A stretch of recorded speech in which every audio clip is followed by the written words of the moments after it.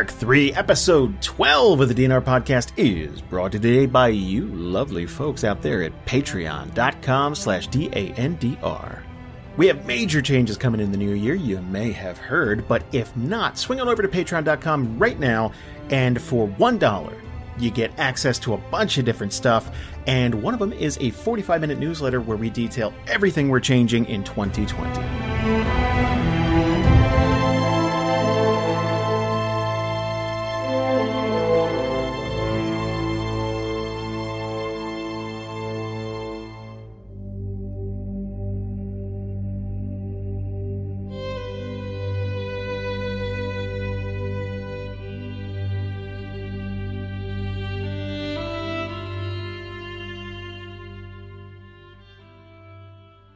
Previously for Group C, a battle with werewolf Marrek ensued on the ship called the Glittering Prize. The crew rallied together to push back Marrek in an attempt to subdue him. Meanwhile, Marrek himself was bartering with a demon lord Bark. As the situation worsened on the ship, Marrek tried to push back and not make a deal with the creature. By the end, however, he signed on the dotted line. And that's where we pick up things today. Let's do that thing where we go around the table and introduce ourselves for the last time in 2019. I'm Jason. I'm the Dungeon Master. Going around the table, starting with Jasper. Hello, I'm Jasper. I play Marrek Ethelred, Human Cleric. And Bree. Hi, I'm Brianna. I play Klara Rothdale, the half-drow fighter. And Zach. What's up? My name is Zach, and I play Avalan Bates, the human fighter. And Ryan. Hey everyone, I'm Ryan, and I play Variis Alder, the half-elf monk. And Mandy. Hi guys, it's Mandy, and I play Iris Hawker, the human cleric. And last and certainly not least, Lisa. Hey, I'm Lisa, and I play Eliwrath Beastinger, the halfling barbarian. Marrek has just gotten done talking to Variis. It is the morning of the 12th of Ultaorn, and the sun is still kind of cresting over the horizon here. It's this beautiful golden hue. And but before I kind of ask everybody what they want to do here, Marrek. Yes. I want to establish a couple of things, because you just gotta. You just kind of got done this conversation here, and you guys are like a day outside of Umanira. What's going through your mind?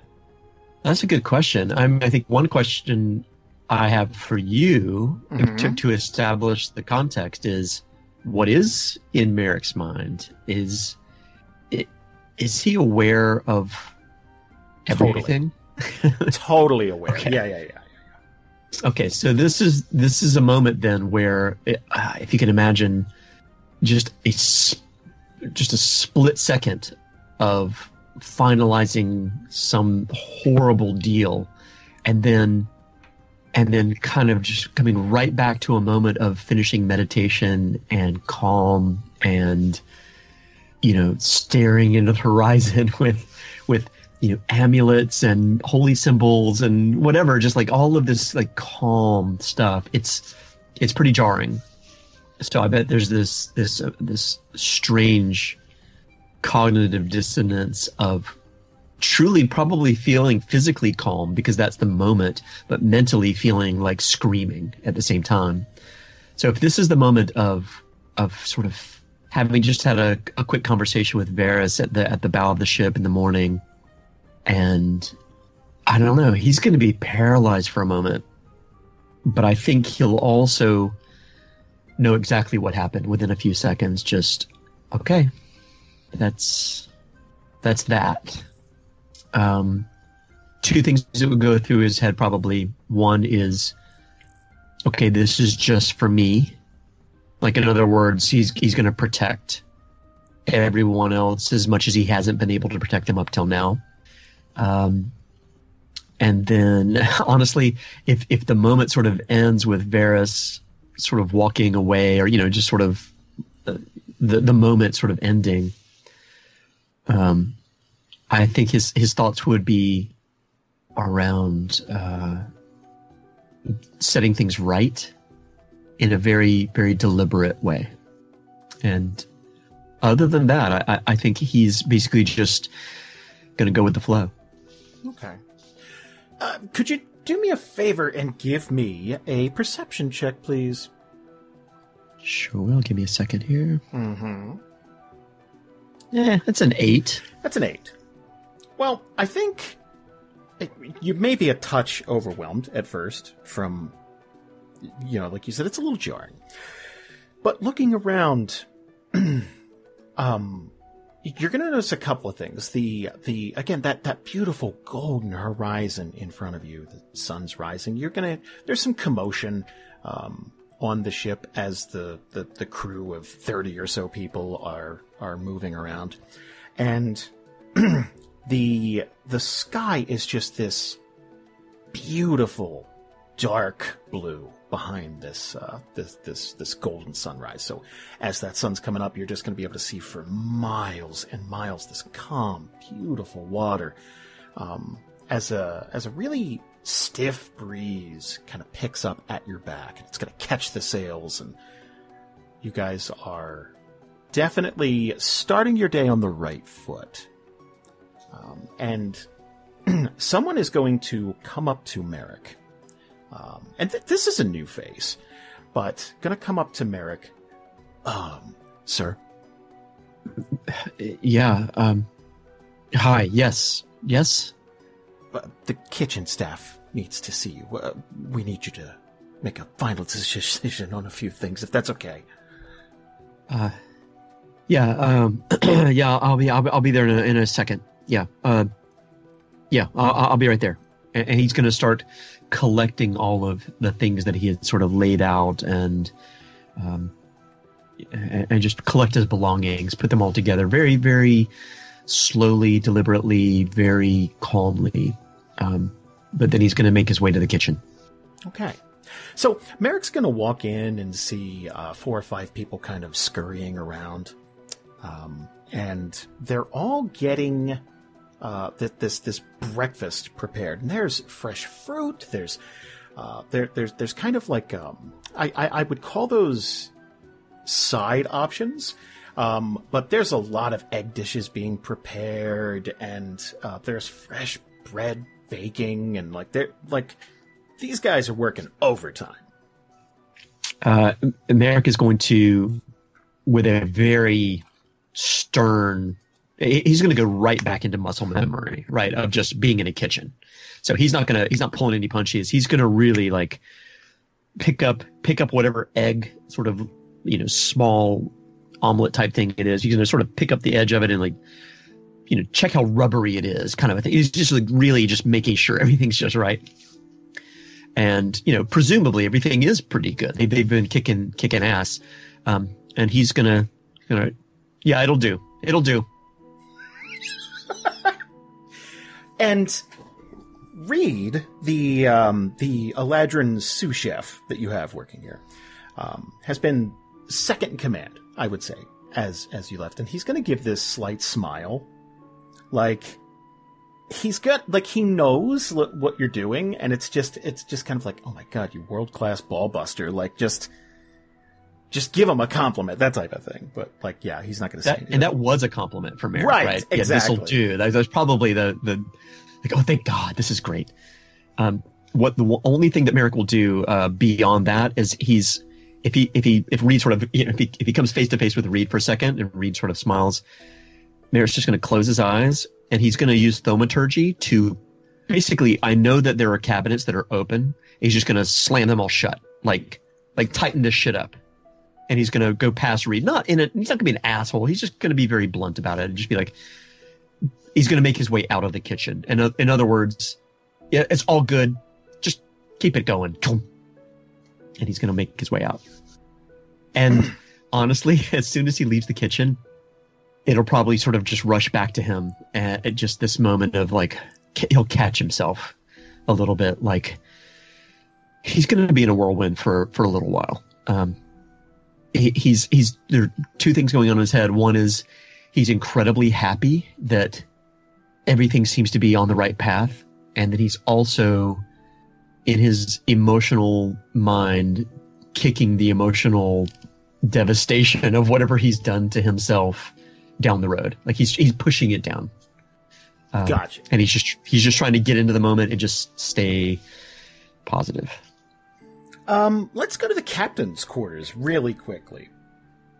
Eliwrath's, beautiful, spacious captain's quarters, is all laid out, and I would imagine you're checking out some maps and just doing captain stuff, right? Just making sure that everything is as it should be. And you got the morning check-in, and like 4 or 5 people report to Eliwrath, and it's like, okay, here's what's going on, and they're keeping an eye on things like weather and possible problems on the horizon, that type of stuff. And so far, everything looks really good. And they're going to, they're essentially just standing there at attention, waiting for Eliwrath. Oh, Lord. Who all would you say is in there currently? I guess it would probably be Eliwrath and Avalan. Probably, yeah. Zalu is definitely there, and you got your beautiful mahogany desk. It's gorgeous, and I would say that there are maps and all kinds of stuff laid out everywhere, like a real command center you got going on. Okay. Probably like look at everybody, and depending on the reports that they gave, just be like, sorry, trying to think. I gotta get back in the mode of captain. Just like, is there anything we need to do to make sure we're staying on the right course? So, each one of these people are going to sound off, right? And they're essentially just letting you know everything from tip to tail, what's going on this ship. So, they have the glittering prize completely, and not to use the phrase, ship-shape. So, of course, you got your iron reinforced skirts on the side, ready to deal with any short-ranged, ballistic fire if that should happen, but there's no ships anywhere on the horizon that they can see. Weather looks fantastic. They have people helping Variis scout, so when he calls out a path, they can completely let him know it's like, hey, here are some possible avenues that might give us some problems, but they're, of course, just kind of double-checking with him. And there is a strong breeze at your back, and that's increasing travel speed. Everything looks amazing. Yeah, so I guess she'd probably turn to, like, Variis and everybody and all them and just be like, well, it sounds like we're doing real good, and you guys are doing a great job. So just keep doing what you're doing, and we'll deal with anything that pops up. And then if they like hover there for a minute, she'd be like, dismissed, with like an awkward, salute. Yeah, Avalan will say, well said, Captain. Oh, I mean, aye, Captain. He's just staring at you all weird. Sorry. Yeah, Variis will do kind of like this little mock, almost like a joking salute, because he knows that you don't really like it, but he tries to like keep it up a little bit with other people present. So he just does that, and then just with a little smile on his face, and then he walks out. So I wanna get Variis's read on a couple of things. One, your current course with the weather looking so great, are you making for Westport and then kind of stopping, resupplying, or are you trying to shoot straight for Kodai? And if so, what direction? How? So I think with the weather being so calm, and based upon our previous discussions, basically beelining it as fast as possible over to Westport, and then resupply as fast as possible, and then head out. Okay, that sounds great. So, let me check below deck real quick. So Klara has, obviously a team of people working under her. So, you got Zalu reporting in, and then you have a bunch of people who are essentially just waiting for Klara to tell them what to do. But right now, everything on the ship looks great. Like, there's not a hinge unoiled. There isn't, all 6 of your cannons look fantastic. Everything's even polished. Like, everything looks beautiful. So they kind of just standing around twiddling their thumbs, kind of waiting for Klara to delegate something. My goodness. Check the privy. Oh man, I'm gonna have to redo Klara's to-do list. But I won't remove Zalu.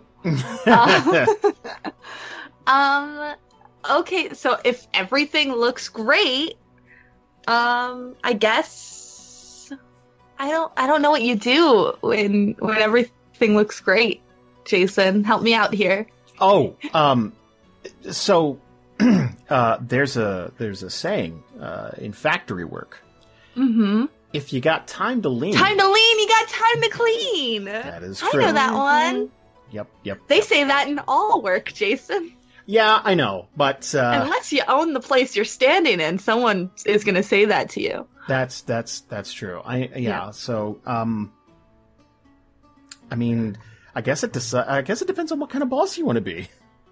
Well, I want to clean. I don't want it to be gross. Like, we should probably clean up a little bit.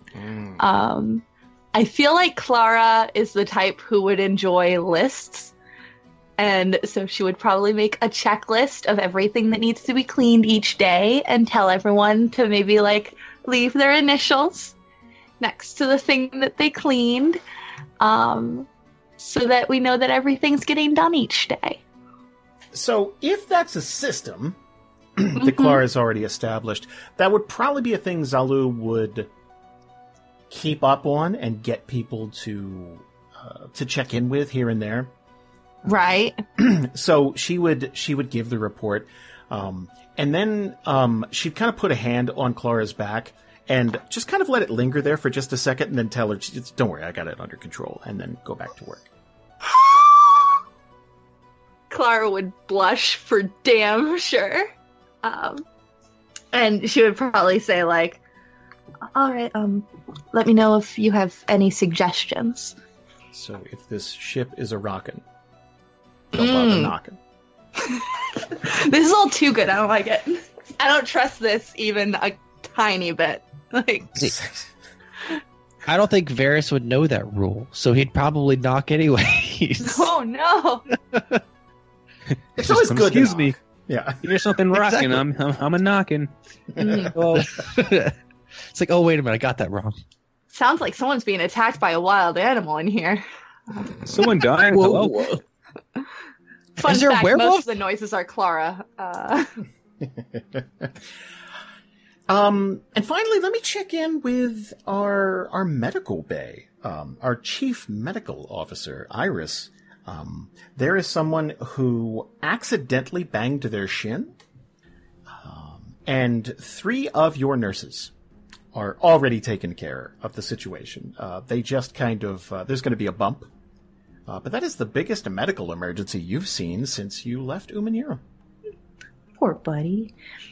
How good looking is the poor buddy? In general, or the shin area?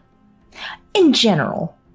Oh, I mean, they're great. Like, they're tip top. Everyone looks so well rested and everything. Again, it's only been a day at sea, but this is a really good crew. Because she'll either let the nurses handle it, or she'll be like, "Oh, let me assist with that, and let me tell you about oh, would you like to hear about Vecna?" And so she'll either stop, just chit chat with them as the nurses tend to his or her boo boo, and then if they're they're picking up what she's putting down, she'll talk with them. But otherwise, she'll be pretty happy. She's like, "This is great. This I already love this journey. And she'll start making her rounds to check in with people. It's like, oh, did you scratch your hand? Let me take a look at that. Oh, and let me tell you a little story and she's just having a great time mingling. Man. I would say that first person with the boo boo on their shin, they probably hit their leg on their bunk or something like that. It's like, oh man, just boom, like ow, son of a bitch. She would already be the second Iris mentions Vecna. It's like, I worship Vecna, and then like I would imagine there'd be like a good 10-15 minute conversation. You guys swapping stories and all that good stuff. Ooh, do you? We'll have to hang out more. Please join me as when we have dinner, we have to meet. You have to introduce me to your friends and everything. She's so happy, just ecstatic. I have a big question. Hit me too when you're done. About some of the stuff that's going on, mainly with memories. Yes. So I'm guessing we don't remember anything that was going to happen or did happen. No. Okay. I would say as you're going throughout your day, there's this weird sense of deja vu. Like you go to pick up something, or you're going to, you're going to like look out on the horizon, and you're like, it's like, that's weird. But like, it would be like a passing moment, and then yeah. Okay. The next thing is there seems to be some subtle changes around the ship. This is not our ship. I mean, it's always been a fairly large ship. Like it's pretty. You got your iron skirts, your 6 cannons, well defended, 30-person crew. Like it's Jesus Christ. 6 cannons? There was definitely not 6 cannons there. There was always 6 cannons on this ship. I have it in my notes. It wasn't 6 cannons when we went to combat. What combat? Fair point. Oh my god. So that was leading to my next thing is, was there... So if we're skipping back to time and things have changed, has the ship always been in this condition, or was it something like at that point in time, after that conversation, the ship is just different and we can't place it? Since you have been on your journey, this is the ship. It always has been the ship. Okay. Perfect. No. I just wanted to clear that up. No, and that makes perfect sense. There's a system in place that none of the groups have taken advantage of. And I want to remind everybody, just take this time to remind everybody, it's a system called Travel Die. Now, Travel Die works kind of like inspiration. Every once in a while, I'm going to give you guys a Travel Die for doing something in-game that, I don't know, is kind of above and beyond, right? And you guys are sitting on a travel die. The way it works is while you're going somewhere, you can choose to roll your travel die, which is a d4, and just skip ahead that many days. And while you're traveling that way, you will not get into combat. Things might happen here or there might be a roleplay prompt or something, but it's a reward. It's not a punishment. So just letting you guys know, you have it in your inventory. You can use it whenever you like, or just bank it, sit on it. It's fine. I say we take it then. It's a beautiful day. What do we have to lose? Right? It's better than being stuck in the middle of this sea, I say. We could just blow on by a few days. Amen. Before anything happens, though, after sort of having his kitchen moment, Marrek is going to go absolutely back to the aft to look over the back of the ship and just scan to see if there's any notion of a ship following, of anything at all that he can see that just feels out of place. Yeah, and again, obviously you're not going to see Alara anymore, but for a long time you can see Umaniro kind of hanging there just on the horizon, and that's obviously well out of your way now. But yeah, no other ships on the horizon. You guys are pretty much, it looks like, alone in this general portion of the sea. Marrek sort of uniquely is, he knows that that's true, or at least that's his perception. But he's sort of scanning because he doesn't believe it. He's just like, no. There's got to be something. There's got to be something. There's got to be something. So it's kind of being in a loop, just kind of disbelieving what his good fortune has been, because he knows that there's a catch, and he knows there's a catch, but he's just looking to see if there's some chip in the illusion, if that makes any sense. That's just the way that he's approaching it. I mean, he's got a team. He's got people in the kitchen. They're baking bread. Like, that wasn't even a thing, and now it's going to be confusing for a little bit. But other than that, yeah, travel die. Let's do it.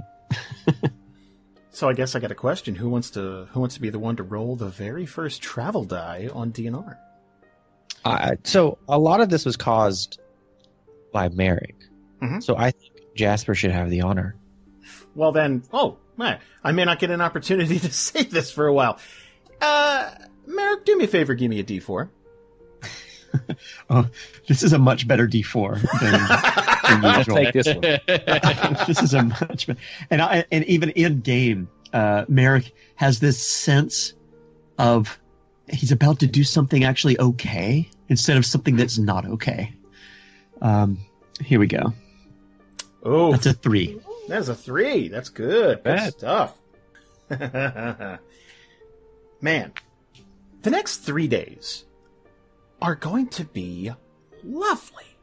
Just beautiful. I would say every night there's this miniature feast as the crew below deck in the kitchen brings up this beautiful gourmet spread. And I'll leave that to Jasper to tell you guys what you're going to be eating. Doesn't have to be the complete menu, but maybe just a highlight of the next half week. Yeah, absolutely. So there's going to be a lot of, at least for the first day, there's going to be a bunch of rice dishes, like an egg fried rice. Just very, very, very simple. Everything here is simple because we're only in the first couple of days of getting off of the mainland. So making sure that things are very palatable and not sort of too hard on the stomach, especially since people can get a little bit sick. Breakfast this morning was little omelets and with cheese in them, that sort of thing. But over the next couple of days, there's going to be things like little like biscuits, like grandma's biscuits, kind of a thing, right? Of course, like fresh fruit. Even I honestly, if it's plausible on the ship as it is now, there would even be nuts and dark chocolate and just little tiny bits of it, but just enough to be like, wow, this is nice, like a little moment to happen. I would say on the fourth day, you guys have been out to sea, and it's been remarkable. Like some of the crew are even coming to Variis every once in a while. It's like, this is some of the best weather that I've ever sailed under. Like, this is really great. Like, we're making like double time. This is amazing. And on the fourth day, there is going to be a ship behind you, but it's in the distance quite a bit, and it's really tough to make out what ship it is. But I think Marrek would have a pretty good idea of what's going on. Yeah, he would definitely.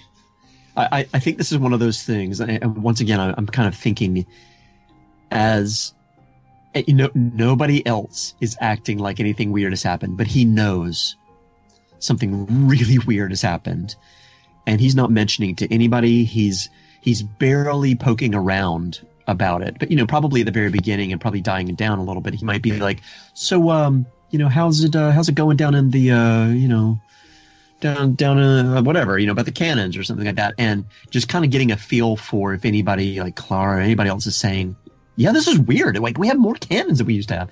He's gonna very quickly he's gonna get the sense that he's the only person that's aware of any of this stuff. But there's gonna be one thing he's gonna keep hanging on, almost like he's going to get the rug pulled out from underneath him, and that's gonna be whenever he has a free moment, he's going to go to the back of the ship and he's going to be scanning that horizon to see what he sees over those days. So no matter how beautiful or wonderful or smooth everything is, that's going to be like this itch in his brain. And it's not because of the royals.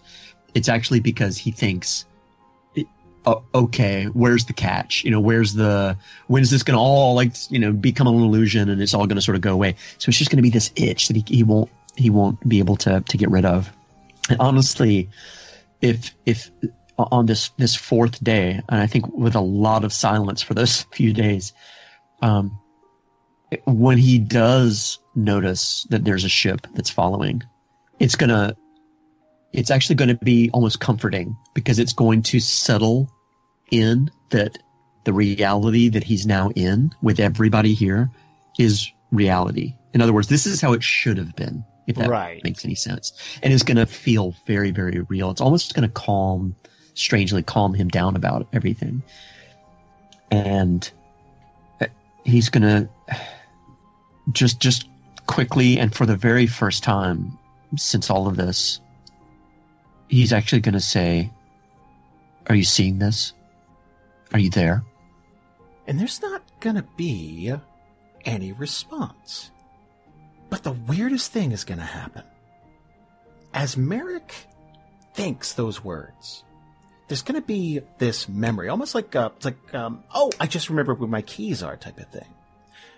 But Marrek is going to remember that there's a letter in his pocket. Okay. Okay, so just like the keys thing, it's like whenever you realize, what, do I have my keys? He's going to put his hand on his pocket, and he's going to feel that. And he'll close his eyes and sigh, probably a pretty calm, slow sigh. And he's going to pull it out. The letter? Yeah. Okay. I didn't know if this was taking a turn. That's all. I just wanted to... So... Yeah. And once he's done peeing off the back of the ship, right? I mean, that's how it starts for me. He's going to pull the letter out. A very like a solemn sigh, like it's like, and then I pull it out. Right. So, yeah. No. Letter. The letter is going to be brief, and it's simply going to say, "I think you can take things from here. I've given you a pretty good push. I'm going to be busy for a while. Good luck." Wow.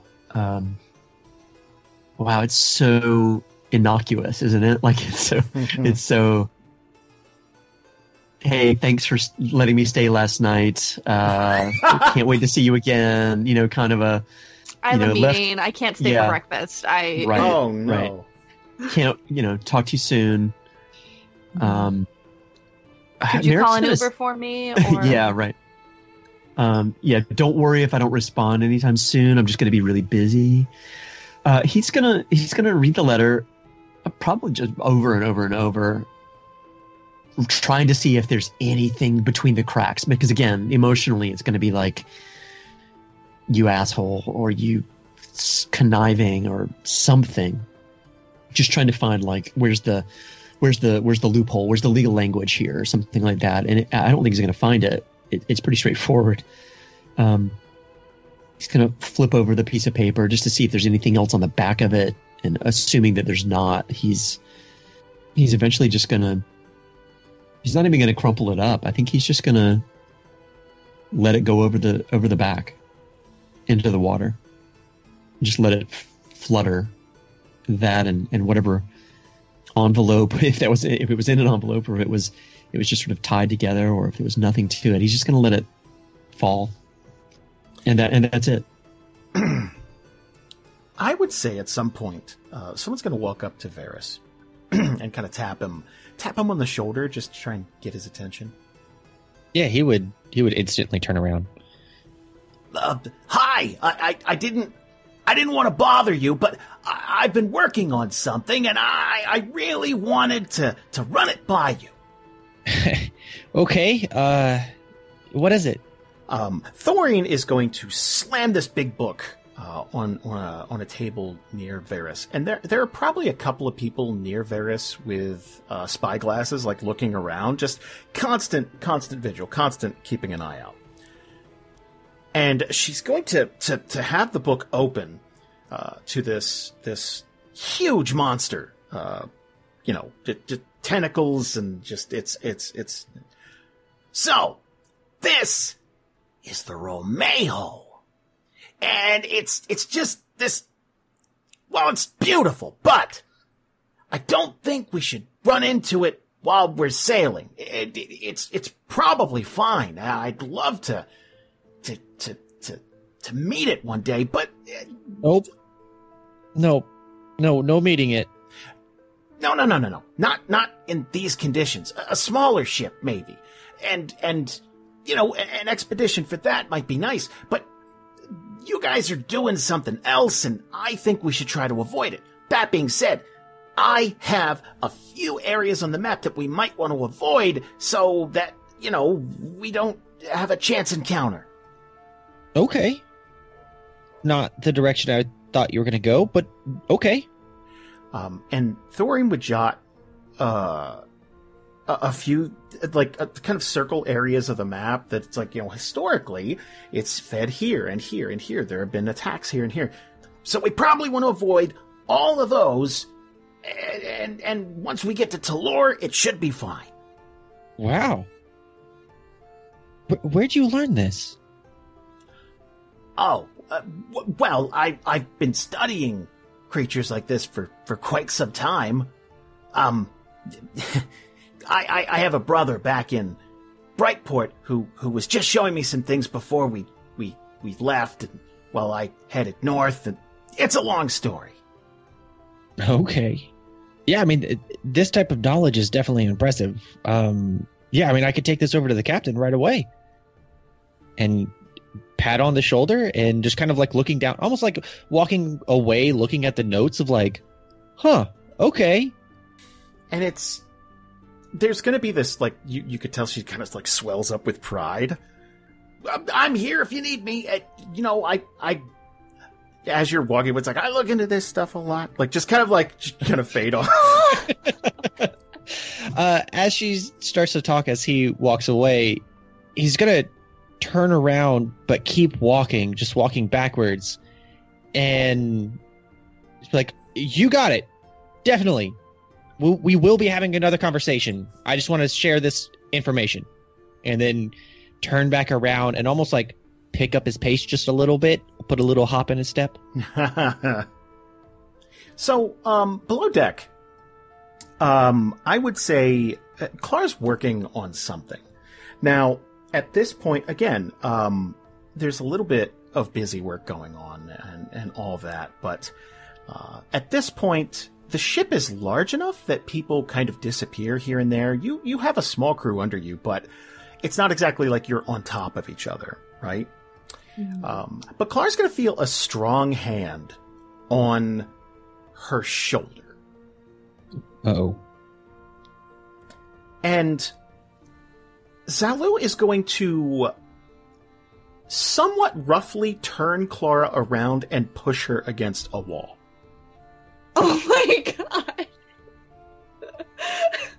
Marrek, did you do this? You're welcome. You're welcome. I mean, it's a very long contract. Yeah, it was a lot to sign up for. We can talk about the morality of whether or not it's okay to change someone's sexuality, because I've never got confirmation on Zalu in the first place, but it has always been at this point, so it doesn't matter. Yeah, it's true. Okay, I believe Klara would be very surprised.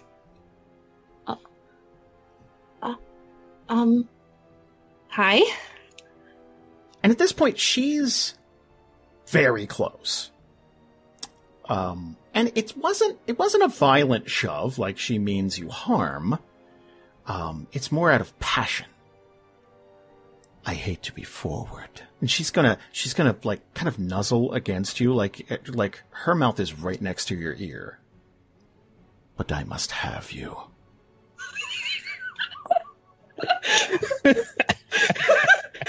Too much. No, I'm all for this. Keep going. All right, 1 second. I need a minute. It has been 3 days. Have they at least had a few conversations? I would Or, say like- there's a kind of a predatory look in her eyes every once in a while, like your eyes kind of lock at a bar, like it's busy. It's like you'll be giving out orders and stuff like that, and she'll kind of linger to ask a couple of questions she knows the answers to, and like little flirtatious moments. All you know? right. So this isn't like a It's not out of the blue. Xander cast a love spell situation. No. This isn't completely out of the blue. And she's a little more forward than what you're used to, probably. But, lion folk it's a different culture. Right. And I'm thinking about it. It's like, Klara's only had one experience with another woman, and she literally paid her to do it. So, like, she's not used to actually waiting very long anyway, as far as romance goes. So I think she'd kind of be into it. Like, obviously shocked at first and very timid, but she'd probably just like do a very quick nod and face bright red and just be like, oh, okay. And maybe kind of shift against the wall a little bit and reach out to cup. This is hard because she's a lion folk, but like her cheek. I mean, she has cheeks. Yeah, that's the thing is like, I think of like animal words and I'm like, no, it's just cheek, right? No, it's just cheek. Like, they're much more human than lion, obviously. Like when because you're thinking like, oh, it's like 50-50. It's like, no, because that would be an abomination. What you mean is more 75% human, right. 25% lion. You know what I mean? This is a very, very situation. It's a very... Right. So like, are we talking certified upper cheek, furry. lower cheek? Yeah. Upper cheeks. Upper cheeks. Okay, so we're going classy with it. Yeah. Damn. For now... Let him does get not seem there. like it's not going to go anywhere. Right. Mandy, give it like 2 minutes. Need some foreplay. Yeah. Klara's a romantic. So again, I'd say a very, very predatory gaze. And she'd probably kind of grind up against Klara a little bit now that like she knows she's not encroaching upon boundaries. This isn't an unwanted show of affection. And there'd probably be like a small gasp. This is getting very, very steamy, very fast. I'm almost uncomfortable, but like I don't want to stop. You wanted it! Because this is what I wanted, but it's weird at the same time. Because like with Jadzia and Variis, like they were both so fucking timid and like there was barely any PDA. And that Zalu ain't timid. Yeah. Zalu knows what she wants. I imagine that somebody else would walk into the room or something like that, and she would be like, "Leave, leave us." Just a roar, just like.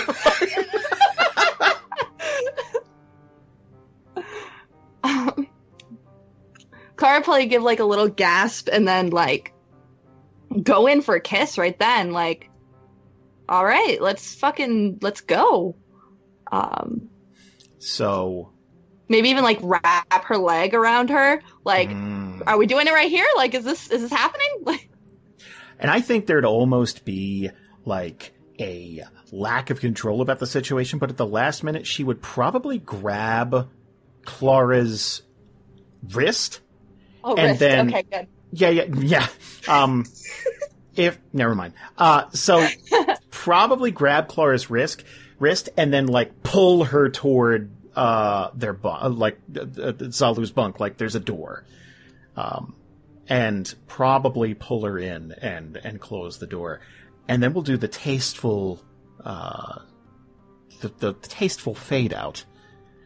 But yeah, I like that. Was sure. Jeez. I'm all And then in. that's when Variis comes in and starts knocking and opens the door. yeah, you know that friend who like just. I just met a woman with the weirdest oh wow, hi. I'm looking down at the paper and just get halfway into the room before I even look up. Oh my god, that's a lot of fur. And then you just like He's just gonna close the door and be like, what was she doing with the tail? Yeah, So, guys- I would say there's like a lot of tooth grazing type of thing, like nibbling, not like biting, but like very, very, very passionate. And let's well, wait a second. As is tradition on the show, Oh no. I need you to give me like an athletics check. Oh, athletics, you say? Yes. Not handwriting. Wow. Gotta say it, Rich. Oh my Gotta God. say it. Man. Almost a crit. Yep. So that that's is. gonna be 26. Oh, Clara you have- is good at this. You have a very good time.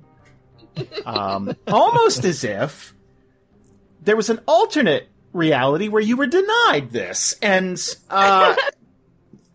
yeah, subconsciously you're just very appreciative. Yeah, no, you have a very good time. We have a 26 good time. We Yeah, a 26. Yeah, that's. I don't think. taught me some shit Yeah. that like no one knows. As a grown man in the real world, I don't know if I've ever had a 26 good time. I was gonna say, proficiency bonus to be damned. Like, Yeah, I mean, I've tried to have a 26 good time, but man, I'd roll investigation at most. Is what I'm saying. Maybe Arcana. I'd roll a deception.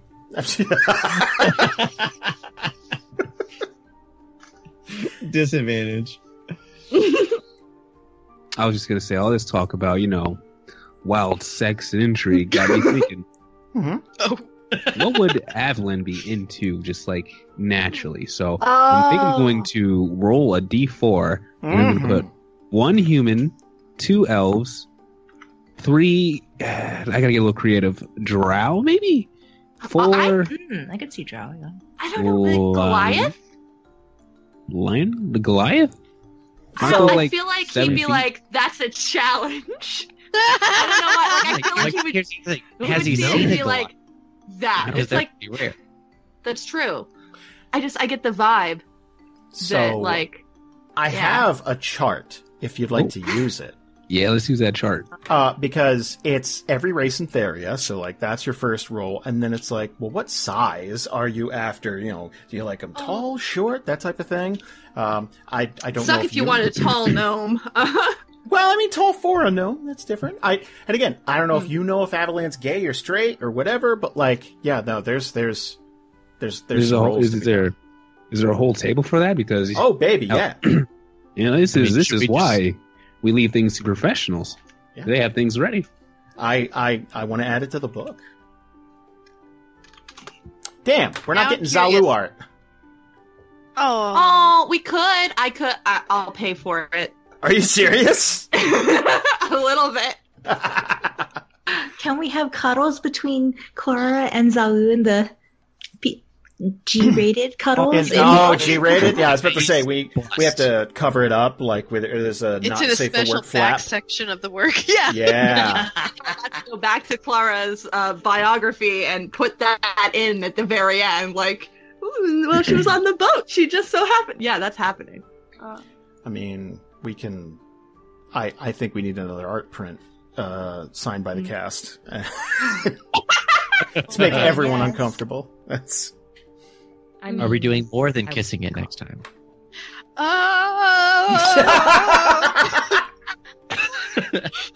I will caress the fuck out of that. Just yeah. Oh. I'll give it a hug. Hot. as friends. Wearing my overalls, it'll be super sexy. Oh, was this chart thing actually here? Because now I'm really curious. Yeah. Wait. The love chart? Yes. Yeah. Yes, that's real. Whip it out. Whip it out, Jason. Wow. Whip it out like Jasper does. I can't just perform like that, guys. I gotta. That's so much pressure. I got Zip too her many up. Let's buttons. go. Does it help What? stare at you? Oh. You mean you can't perform on the spot like Klara? I mean, maybe my chart's not big enough, and now I'm a little insecure about it. Maybe it needs to be a longer chart. It's Oh, plenty it's- big. It's just fine. Look, it's not about the length of the chart. It's See? about the roll of the die. It's not I don't want to hear it's fine. I want a really good chart. And it's not. You'll never know until you whip it out. I want you to beg me to roll again on the chart. That's nice. There you go. Oh, that's good. Guys, I want you all to know that playing with you guys is the highlight of my month, and the fact that we got 2 this month makes me very happy. Aw. You all know that. Yeah. I love this. Are you sure your highlight of the month was getting ramshackled by a lion folk? Oh, yeah. Ramshackle. I think that's more a, so. Up the cheek. Yeah. Sure, there was more cupping going on after that. All the cupping. So many cheeks. Remember when you were talking about your strong fingers earlier? I picture Klara will need it. I picture Klara's gonna need new clothes. Like, I feel like claws were involved at some Ooh. point. There was they just probably ripping. stink. I'll be honest. Oh, It's God. Team meeting. Yeah, no, they're not okay. There's like glands Just- expressing. Oh gosh. Oh my god. Oof. I don't like where this is going. things get pretty smelly afterwards. Just imagine how it sticks to fur. Oof. Oh, jeez. You know, I mean, there's some glands that need to be expressed that usually take people to the vet for. You gotta- This'll do it. You gotta hose your lover out back afterwards. Dog Oof. thing. Bree, all I'm saying is don't mess this up because we're all trapped on a boat. And if this gets, Oh, yeah. it's going to We be are some all- thought a odd- werewolf was bad. Oh, you don't Yeah. want to break up with a bad breakup with a blind folk. And Yeah. for the record, it wasn't a joke. Clara is almost immediately going to turn around and be like, so, like, what is this? Oh Oh, god. no. Okay, Ooh. well, you know what? I think we need to roll for that. But let's Oh, you're that kind of lesbian. let's huh, get back Klara? into- All right. Mm-hmm. You know the ones who get married after, like, 3 months? Oh yeah, the U-Haul ones. I mean, 3 months, 3 dates, man. I'm learning so much tonight. This is good. You know what? Let's pick things up with that. Is that some? Okay. No! No, So no, soon. yeah, no. Okay. I asked everybody if they wanted to take a break. We're back now. You said something and you were serious, and we all thought it was. Come on. But I want it to last a little bit before it all gets ruined. It's the best thing that's happened to Klara this arc. You never know. Till you whip it out. Exactly. We're still waiting on Jason to whip it. Look, when the time comes, I will whip it. I will whip it good, and you'll all see. We'll be very impressed. Mm-hmm. All right. Give me a second. So, these two just finished their 26 level sex. Very That sounds- important. Sounds so advanced. They were like, there are positions that would kill lesser people. It's true. I just imagined Clara's gonna be like, "What are we?" I was like, sex was too good. I think we should stay friends. Way too good. You know when cats bathe themselves and they stick their leg up and they And then they look at you like, yeah, look Yeah. at this shit. yeah, with their Look at tongue that still sticking out, like what? Yeah. What? Mm. What? That's how you woke up. So, like, catch your breath. You get some Gatorade, get the electrolytes back. Mm-hmm. Wait, did she sleep in the nook in the crook of your legs on the bed? Like a cat. You're You making sleep like it a so cat? weird for me with my cats later. It's gonna be so weird. You're killing it. You're Oh. killing it, Jasper. Having sex with my cat later is gonna not be the same.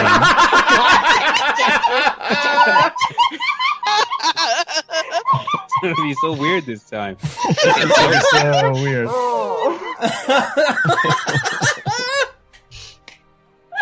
I have so much hatred in my heart now.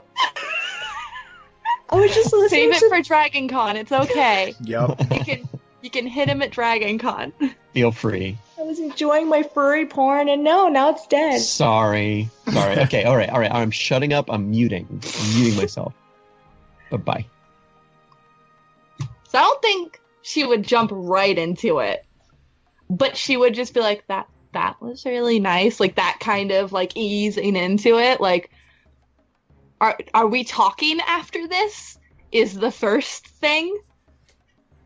Because, yeah, Klara's, like, only experience was, you're paying me, so I'll do whatever you want.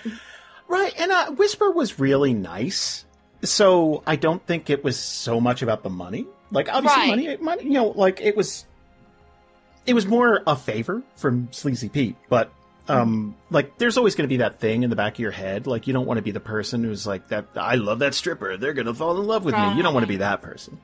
So, and like, I feel like, in my head, I kind of always kind of knew how that went, in a weird way, like, not the sex part, I didn't think about that a lot, but, like, easing into it, like, she was probably really honest about, like, I've never done this before, and I kind of just trying to figure out if this is what I like that kind of thing. Mm-hmm. So I imagine it was even slower and nicer than usual for Whisper, because it's like, oh, you're a virgin. Okay. Right. And so this, go ahead. Well, okay, there's pros and cons to this type of thing. Because again, Zalu is the type of person who knows what she wants, right? And she's not really about the slow approach. Like, it's like, okay, I'm gonna test the waters here. And that was an aggressive testing the waters by any stretch. Honestly, not to be that guy, if that were a male doing that, I think it would come off as more rapey. But oh yeah. Yeah, right. Here's the I had to ask if we had talked to make sure it wasn't that rapey. Right. So this is more like that unspoken will they, won't they for like half a week. And like she's like, it's like, hey, is this cool? Kind of, like without asking if it's cool. And then once Klara reciprocated, boom, it's off to the races. So it was a real the first Rocky movie kind of situation. Right. It's like, oh, I'm going to kiss you now. It's like, Adrian's really shy. Like it's that. Yes. But you're Adrian in this situation and you didn't say no. So cool. You guys had a great time. It was a 26. Now, beyond that,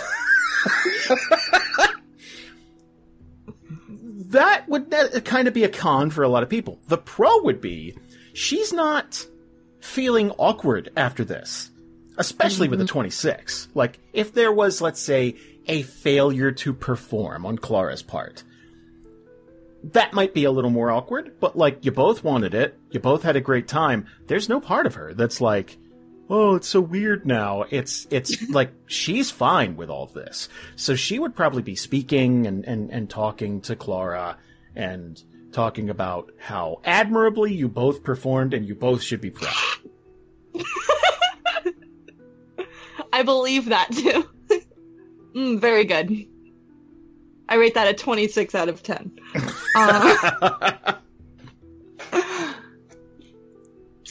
So I think eventually, and Klara is much more reserved and a little shy, but the fact that Zalu is so forward and confident probably helps her a lot. Because, like, you know. Yeah, there's none of that weirdness hanging in the air. Right. When one person is confident, it really helps the person who's not confident, like, oh, this isn't weird. Okay. Right. Whereas when two virgins go at it, it's fucking awkward. Oh, so awkward. No one knows what they're doing. And I think, like, she probably has the blanket kind of pulled up, covering herself and all of that, and she will eventually kind of be like, so, what happens now? Now here's where we need to roll. Okay. Now, I want you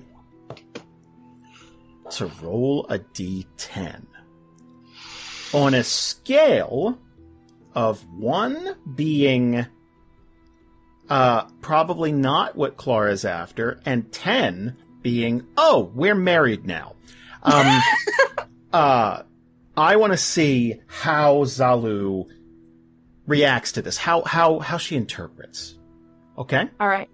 Okay. Could I argue for advantage for the 26? Yes. Yes. Okay. Like, it was really good sex. It was really good sex. All right. Here we go. Wait, it didn't do advantage. Roll again. Okay, that was weird. I highlighted it. Anyway, yay! Okay, so we're dropping a 5 and we're taking a 7. 5 would have been okay too. It's not not Neither negative. of those were bad. Yeah.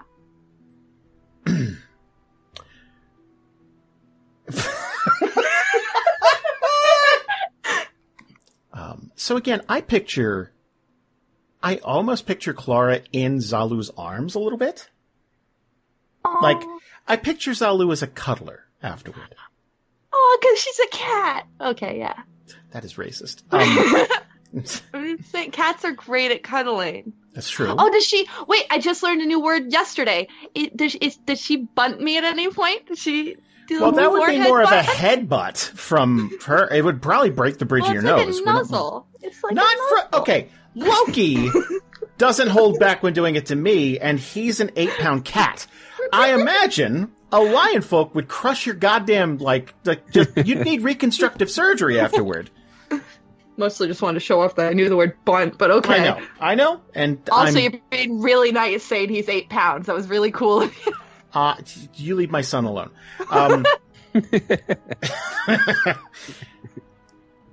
She is going to pause for a moment.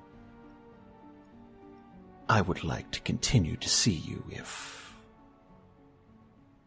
that would be acceptable to you. I find your confidence intoxicating. Aw, she thinks she's confident. That's adorable. I feel like, without even realizing it, Klara was a bit tense when she asked the question, and as soon as it was confirmed that, like, oh, I'd like to continue this, like, she'd probably relax a little bit, and then nod, and maybe curl into her chest a little bit, and say, I'd like that too. Would you like me to keep it a secret from the rest of the crew? Oh, I don't even think that would have occurred to her. I feel like that would show on her face, like, oh yeah, this is probably not something I'm supposed to do.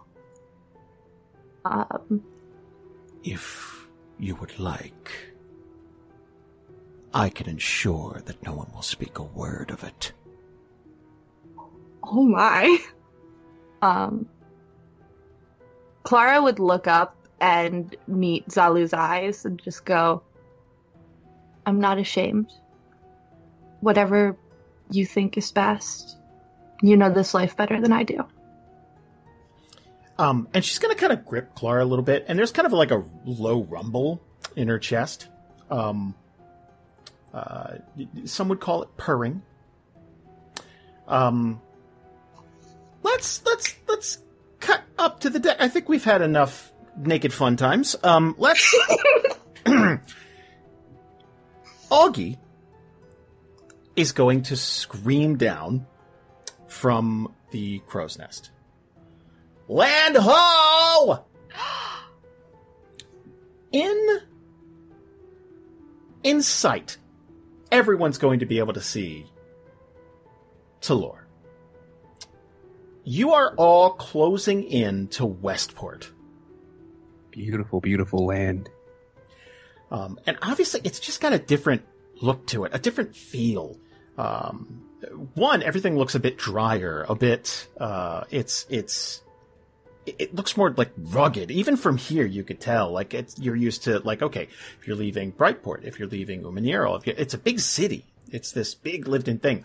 Westport, if you're looking through a spyglass at this point, you'd see this tiny little burg. And there's a decent-sized port, little harbor there. And you'd see some ships docked and stuff, but it's very much a resupply and go type of place. And it's just so dinky to what you're compared to. It's like if you're in Alabama and you need to stop for gas. It's like, oh man, these pumps are like ancient. And everything just feels a little like quaint, I guess is the nice word for it. Eliwrath would probably like run either up to the crow's nest or like to the front of the ship, just very excitedly stare out at the new landmass. Because she's never, obviously been this way before. And if Variis is up there with her, she'll probably like clap him on the back. Oh yeah, you'd definitely be up there. Sort of like, you did it, buddy. Yeah, this... I think a smaller ship, it would take a lot longer because there's a smaller crew. You guys you're outfitted better. The wind was with you and all that. Like, this is record time. Like, you'd probably have to do some research, but this is probably the fastest any crew has made it to Talor. Wow. You would need help from the devil himself to be better than that. Yeah, exactly, right? Also, you're all really good at playing the fiddle. I don't know if I said that early on in the episode, but it does. That explains what's in my inventory. Yep. We all practice together as a band. Yep. Pulling into Westport, there would be... Well, it's an interesting sight. Who knows a bit about Talor? Who's got a history check for me? Who's got it? Ooh. Yeah, no. Mm-mm. No? I'm not sure Sorry. Avalan would know. No, yeah. Just don't see it. Variis has read stories and stuff, but I don't Yes. know how widespread that would be. Anybody who's a book-learned person or reads about exploring, give me a history check. Let's see what you got. Right? Oh. Nope. Variis rolled a 2, so no. I feel like, Marrek hasn't, of course, been to Talor, but he's kind of world weathered in a way. I'm going to try a little history check and just see if he's caught wind of anything. Ooh. Jesus God. Ooh. Hey. Well, that's a 21. So I'm going to give Marrek the download, and he could choose whether or not to pass this along. Obviously, the crew would know a bit too, because you don't just travel to a place without knowing. At the very least, Zalu would know what's up. Talor is divided in half, quite literally, actually. The lion folk who live in the north, their main city would be Kala, and the Gitzerai, who live in Kosana in the south. Now, they have been fighting for so damn long that not only do most people forget why this actually started in the first place, but two, there's a dividing line in the center of Talor, kind of like, like in Vietnam, where it's so blighted by fighting and explosions and all that nothing really grows there. It's pretty savage. Now, Westport is an agreed-upon demilitarized zone. There is no fighting in Westport. No matter how bad things get, that is neutral territory. It is like an embassy. That being said, fighting does take place outside of Westport at times. So when you get there, you are going to see this strange group. Think of it like a middle school dance. You're going to see lion folk on one side of Westport, and you're going to see Gitzerai on the other, and everyone's eyeing you up as you sail in. I mean, Marrek will, as the time comes to be able to give this information across to people, or whatever, he might be like, "Hey, do you know anything about Talor? Here's a little bit of, a quick download." Mm-hmm. Basically, his whole shtick will be, yeah, it's there's no fighting at Westport, but it's not the kind of place you want to like keep your valuables around. Like, it's a little shady. It ain't gonna be easy peasy. So that's his advice that he's giving around to people when they're getting ready. As they're coming into the port, he's definitely going to be looking, at least on his mind. He's thinking about how big it is, how he could convince someone in Westport to stall a ship that might be coming in behind them, something like that. So if there's anything he can sort of manage around that, he's just going to be keeping his eye out, his mind out for something clever. Well, the good news is, if you got money, You could probably find someone to make an attempt. It all depends on how much money you're willing to part with. Okay, well, we'll see how that plays out.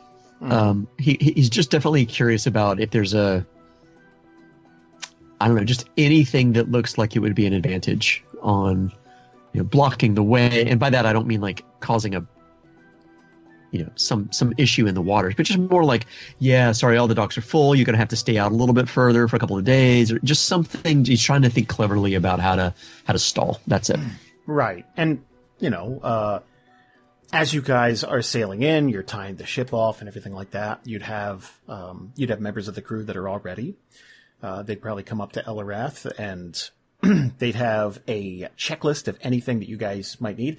Of course, you remember that your pantry has about 40 days worth of food for the entire crew.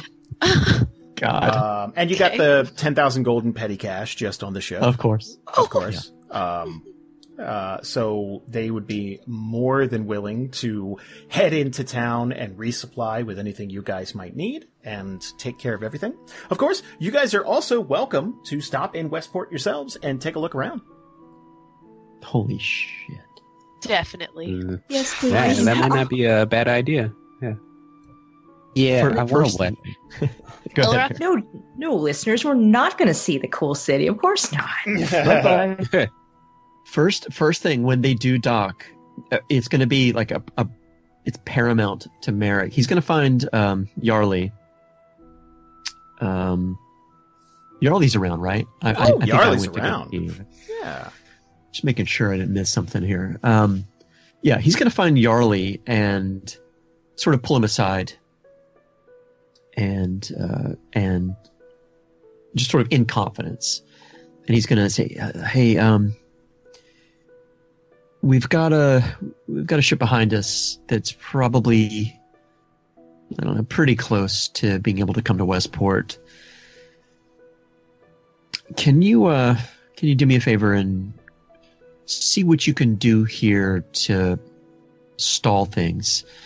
There's of course some gold in it for you, but let them know there's at least 1,000 gold for being able to stall a ship. Something maybe not broken, but maybe needs to be quote unquote repaired. Does that make any sense? He's listening and kind of pondering. Y'all expecting trouble on this ship?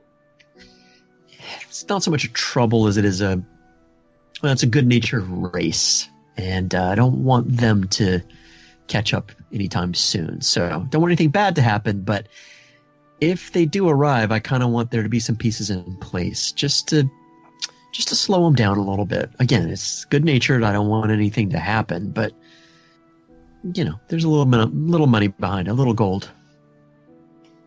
Let me see what I can do. I think I might have an idea or two. Appreciate it. That's it. Yeah, he'd scamper off. He'd try to. Yeah. So, in Westport, again, it's a tiny place. So you got the Wrong Way Tavern, which the entire place is demilitarized. So you got Githzerai and Lion folk kind of mingling somewhat. They don't talk to each other, but again, every establishment's very like, okay, this is where the Lion folk sit, this is where the Githzerai sit, and then there's, you can sit. But keep in mind, be very, very mindful. If you make a political statement by just sitting in a place, let's say you walk into this bar and you sit near the Lion folk, the Githzerai on the other side are going to automatically assume that you're their allies. The slightest move in this place is read into endlessly. Just keep that in mind. So you got the Wrong Way Tavern and the Happy Eel General Store, and those are the two businesses in Westport, essentially, and you don't have a ton of options that way. What do you guys like to do? Oh, go ahead. No, I was just going to say probably check out the general store, but it wasn't important. I just wanted clarification. Clarification. The last scene where Klara ended with I'll let you decide. She meant that, so I don't know if Zalu wants to keep the relationship quiet or not. Oh, Zalu's not really the type to stay quiet. She's not a flaunter, but at the same time, if there's a lingering touch or something like that, she's going to keep it professional, but she's not trying to hide shit. And if anyone asks, it'll be yeah. Almost at the end. It's okay. It's, she's not going to take shit for it. You know what I mean? All right. Well, if that's the case and she's okay with everyone knowing, Klara would probably ask her if she would like to come with us when we go into Talora proper and all of that. Sure. Yes. Because she's a lion folk? Yeah, there's a bit of a problem there. So, because of this war, both sides have a different way of looking at things, and lion folk are traditionally a bit more tribal, a bit tighter knit. The fact that Zalu left the continent is sort of backdoor looked at, not as bad as the orcs, but it's definitely looked at as not treacherous, but backdoor cowardly. It's oh, you couldn't hack it here, huh? That type of thing. So there might be some downcast eyes from her, she's not making too much eye contact around, just kind of all right, let's do it, let's go. Not gonna hide on the ship. Force the issue. She would kind of just offer. Yeah, she'd go along, but it wouldn't be. I'm not gonna hide on the ship, but at the same time, it's I'm not super proud. It's kind of drilled into you from birth, so it's kind of tough to shake that. Her pride is injured. Because a lion pack is called Get it? I got you. Okay, cool. That's quality. I like it. I got you. Y'all picking up what I'm putting down? All right. Varys is going shopping. Yeah, okay. I was about to say, you got exactly the response for that joke that you deserved. Let's not... She's showing her true stripes now. Yeah. Oh, that's not even the right one. I just made... I don't even know. I have no idea. So yeah, Klara would invite her to come, and she would go shopping with everybody else and look around and stuff.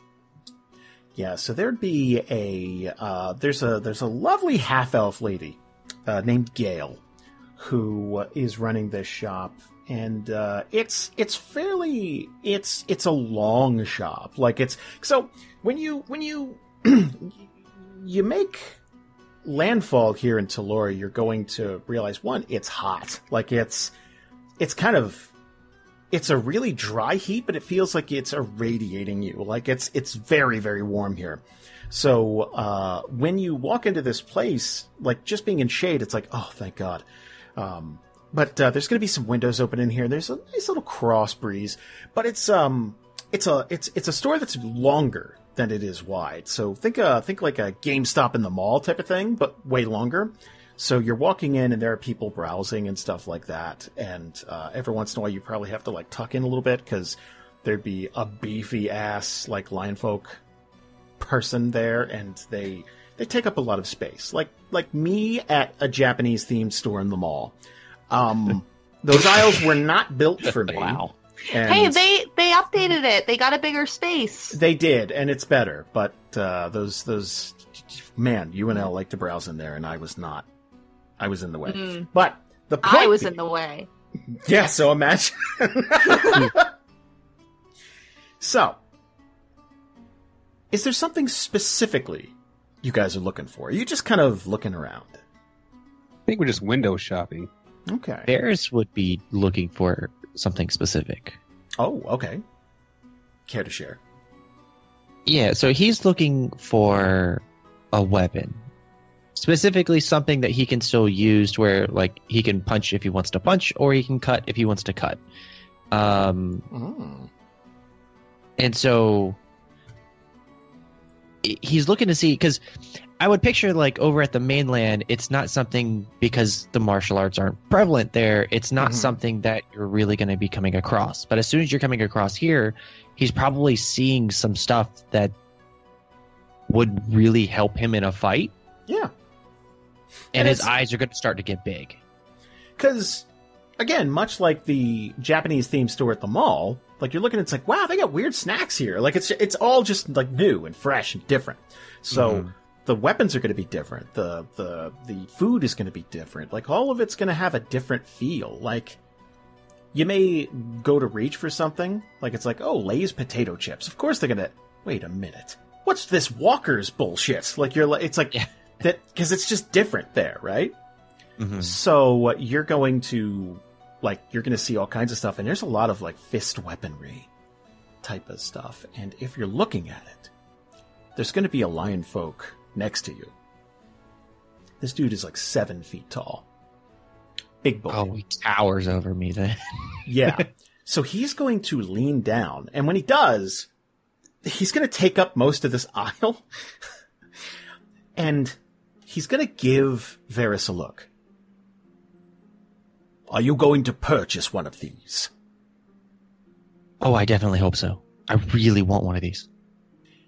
And he is going to pick something up.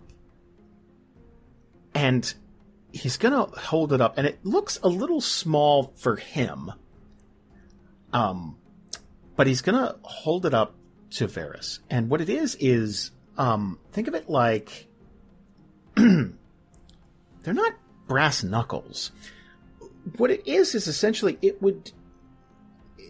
it's one band, like a metal band, that slides over your 4 fingers. And it stops about just above the knuckles. And there are these little serrated edges that kind of carve, they bend downward. So it essentially gives your fist claws. Oh. And he's going to hold this up for Variis. This is an anguilla.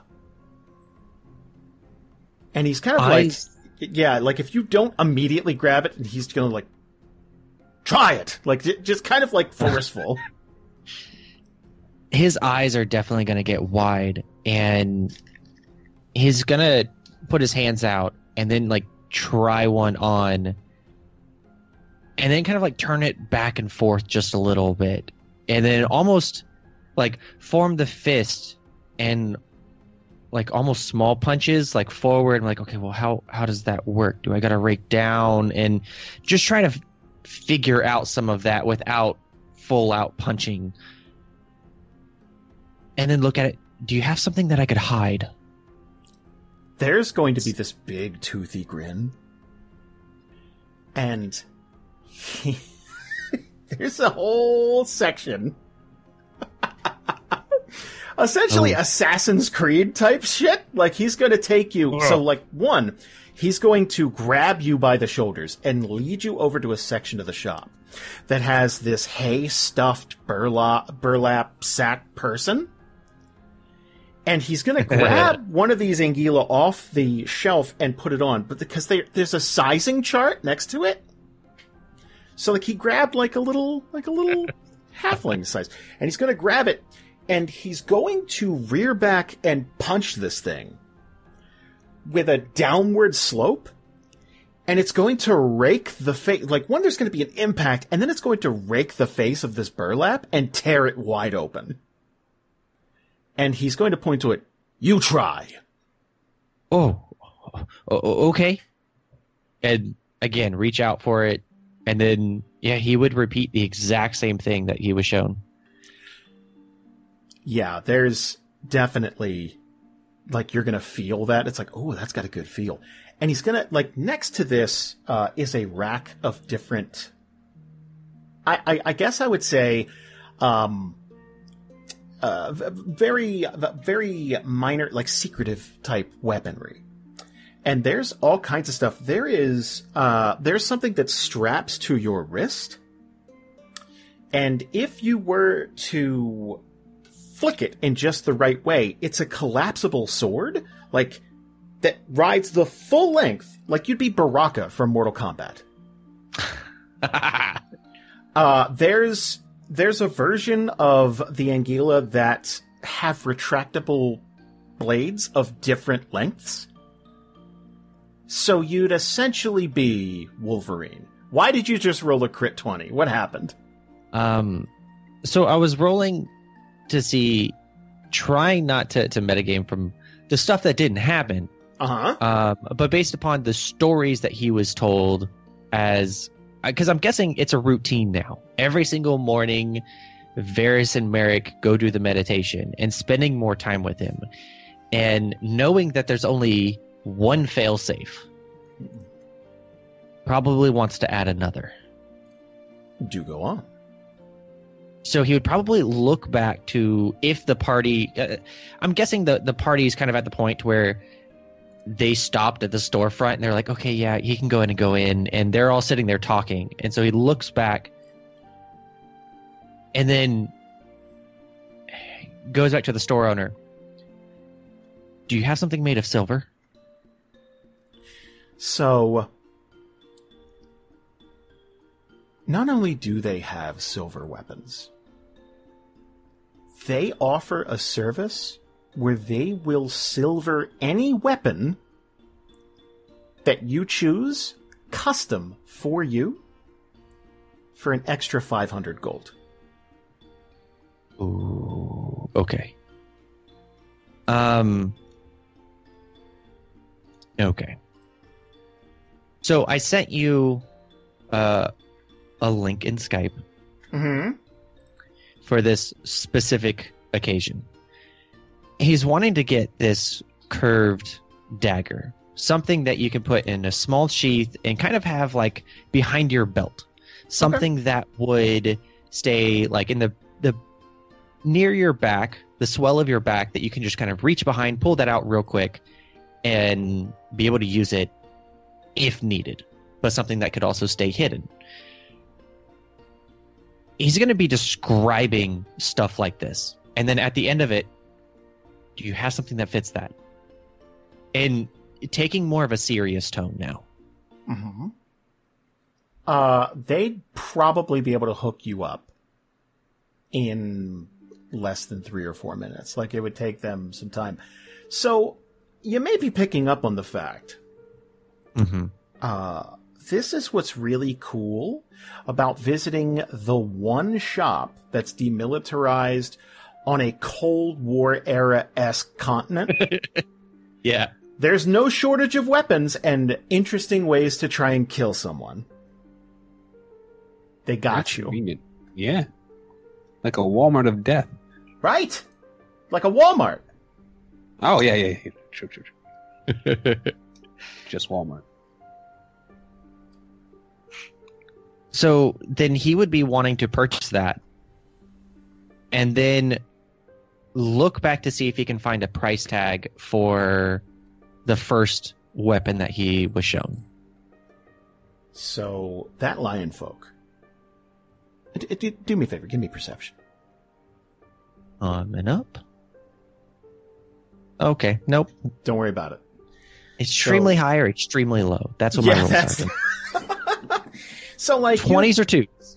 You probably notice that this lion folk is probably waiting for you to come back.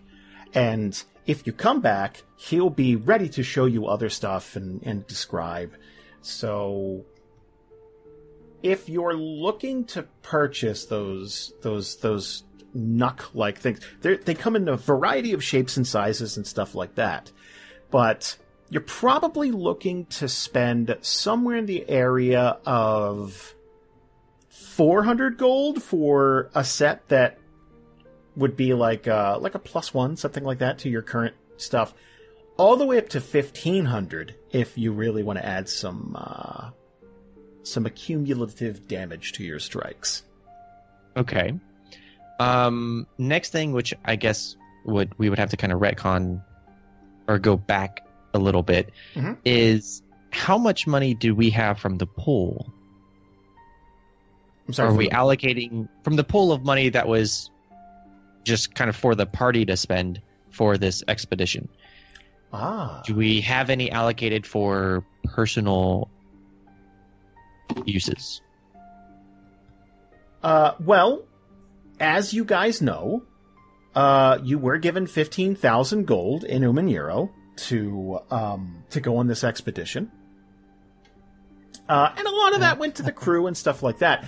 But I'd say at the very end of it, all of you guys have about 800 gold a pop from that. Then there's always the petty cash, 10,000 gold on the ship, which you can dip into as long as it's okay with the captain.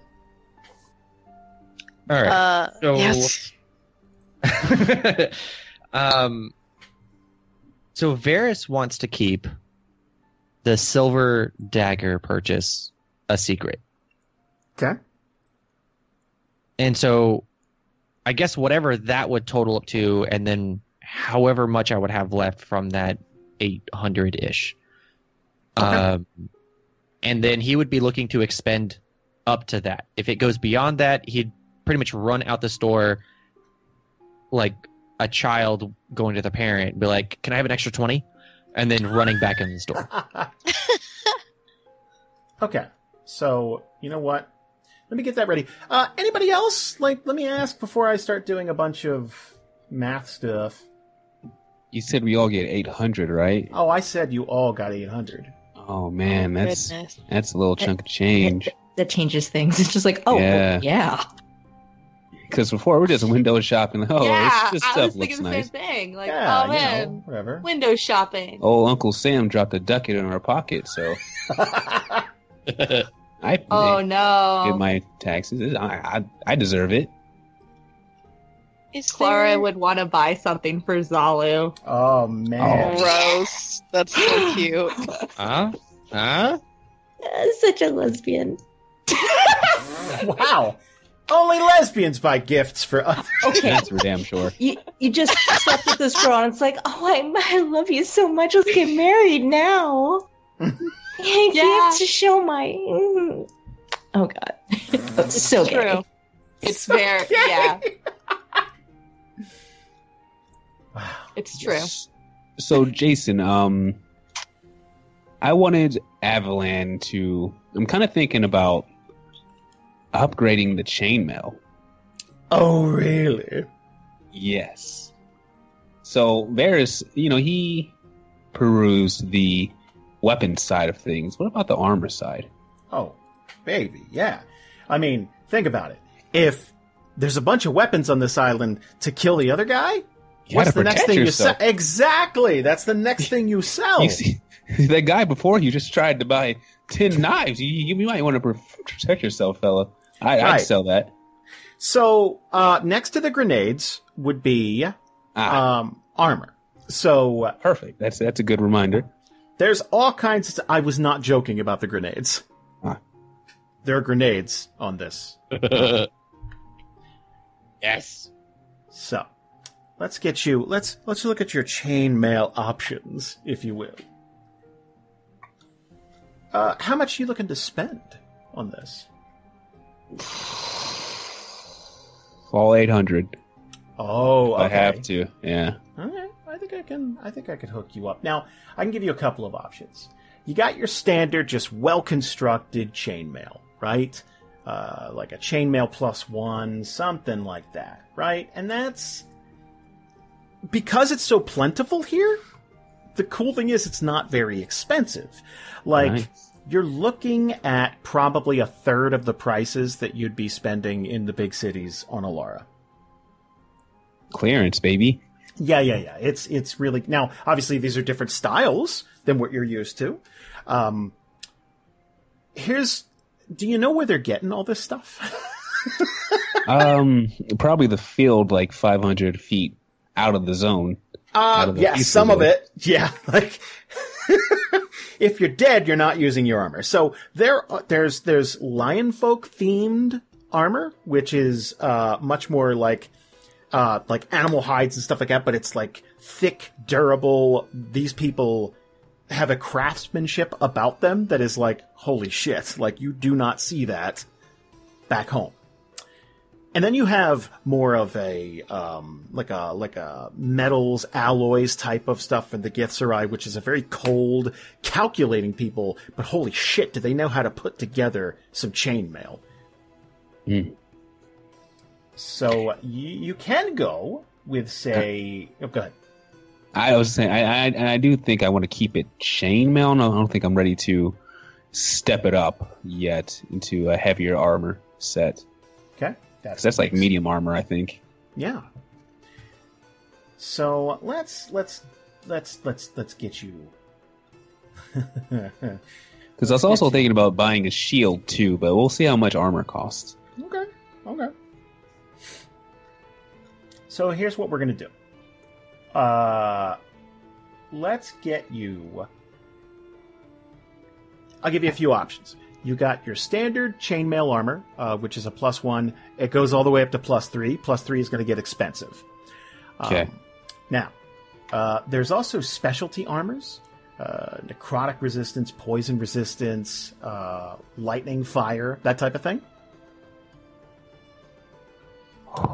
But if you're looking for just a standard, like, look, man, I'm just looking for a step up from what I got. You're looking for chainmail armor +1. And I would ask that you do me a favor, roll a d10. I'll tell you how much it is. No problem. D10 is this one, I believe. Yep. Okay. So I'm going to tell you right now, that is a $400 set of armor. 400 gold right now. Githzerai made. Durable, tested tough. And this is for the +1? +1. Shit. How much for a +2? Is it like double the price? You would think? Well, so a +2 is really, it's quality stuff. Yeah, it's kind of rare. Okay. You get, it's rare material, stuff like that. So if you were to grab one of those, you're looking to spend around 2,200 gold. Yeah. And again, this is way cheaper than what you'd find it out in most of the world. Okay, so what if I wanted to do a +1 combo of chainmail and shield? You think that would run me about 800? Let me give you an option here. Hold on.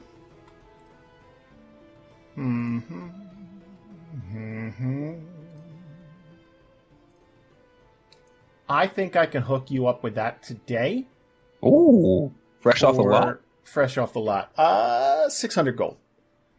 I'll do it. It's perfect. Okay. Boom. Do me a favor. Subtract 600 gold from yourself. Be 205 left. Very nice. Very nice. And I think I'm good. Thank you. Not a problem. Anybody else? Are you going to do all that stuff in my character sheet with the +1s and all that? I think it's just like +2 AC overall.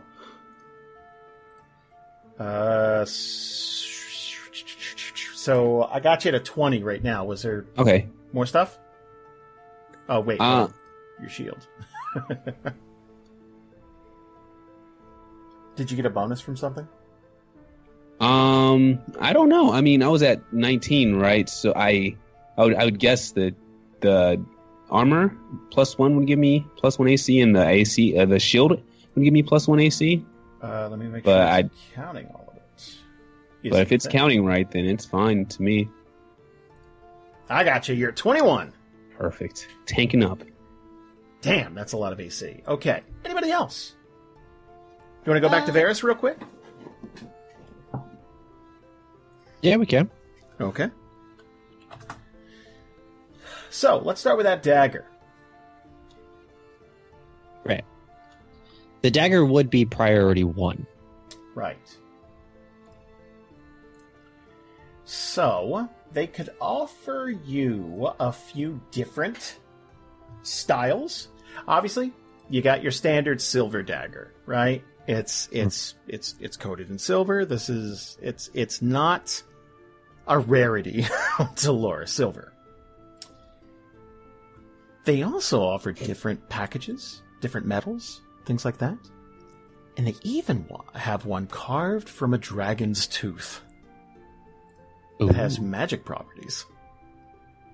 Ooh. I'm interested. So not only does this do standard dagger damage, but there's also an acidic value because this comes from a black dragon's tooth. So not only do you do 1d4 damage, piercing, you also do 1d6 acid damage on top of it. Interesting. Likey. Now, obviously, that's going to be a bit more expensive. Yeah, that goes into my next question. Mm-hmm. What's the price tag say? For you, right now? Yeah. 800 gold.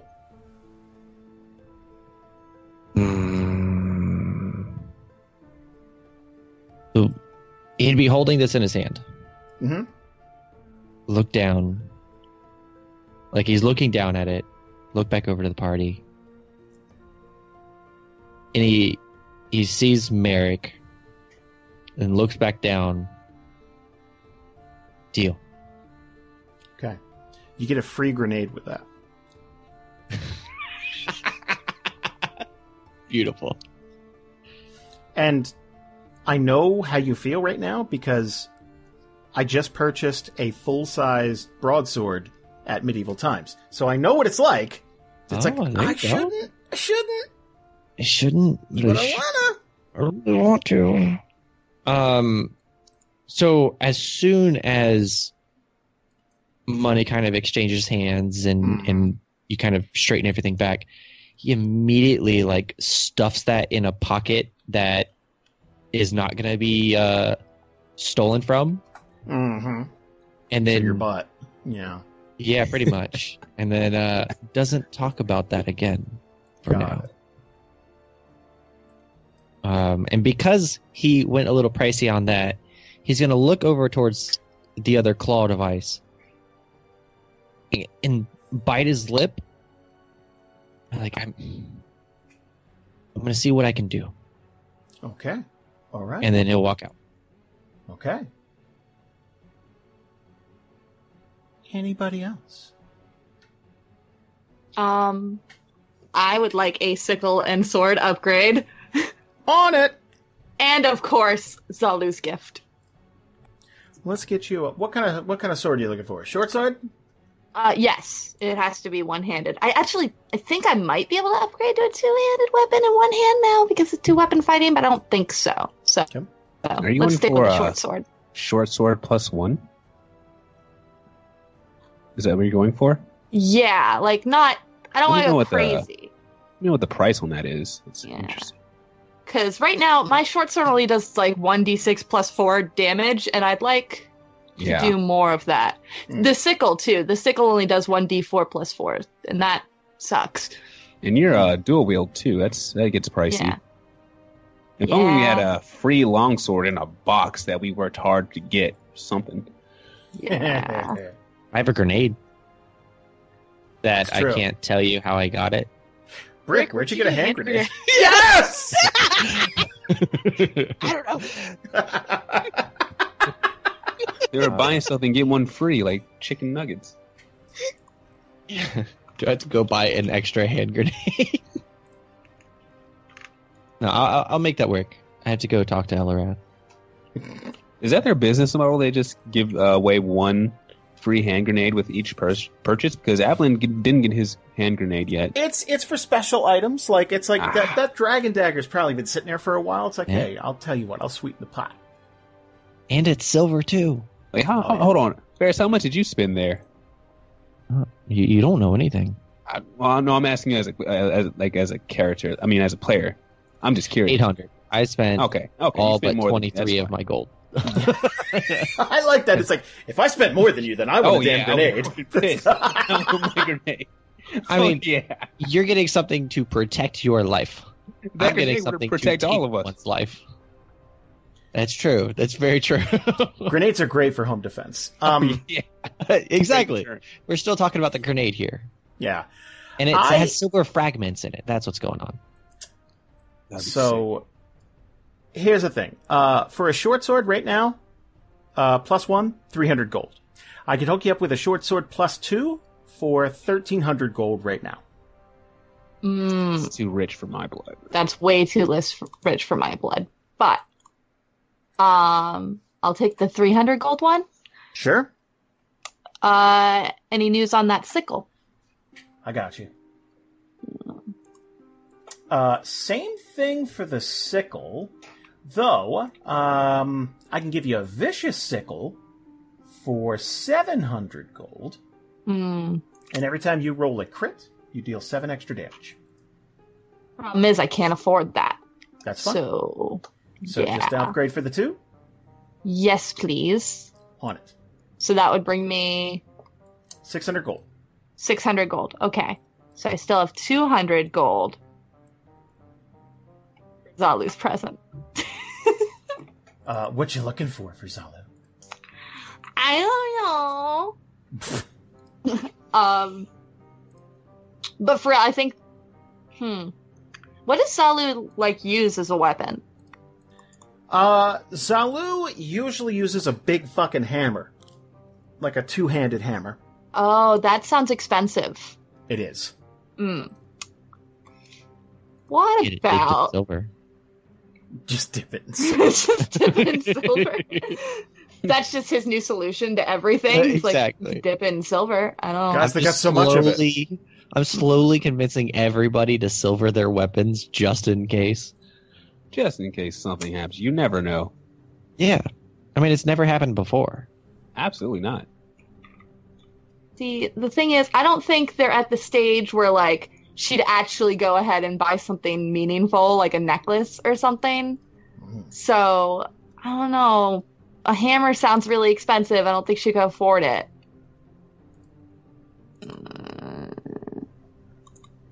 Yeah, you don't want to come on too strong. Right. A new weapon would have been cool because it's hey, this is useful and, I'm helping. But, maybe not then. Maybe she just, kind of trail behind Zalu and, clearly waiting to see if Zalu picks something, but if she doesn't, then just end it there. So, I'll give you an option for something. Give me a D100. Oh, I know how to do that with this percentage. I knew it! See, does Zalu like turtles? Because that would really help. I like okay. turtles. Here we go. I like turtles. 80. 80. I don't even know what table we're rolling on right now. Oh, yeah, don't worry about it. So...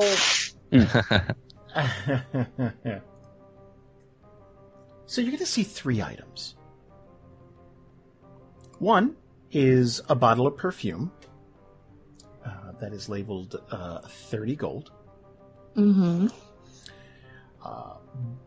The other is a necklace made of these... they look like pearls, but it looks like there's kind of a glow to them. If you look really close, there's almost like a red swirl to them, like they're moving almost. And then a set of pipes. Just pipes? Like pan flute pipes. Oh! And these are all things that Zalu, looked at some point? At some point, yeah. Kind of window shopping with you guys. And they're all things that are fairly cheap within the shop. See, I feel... I am stressing about this. I am shopping for my actual girlfriend right now.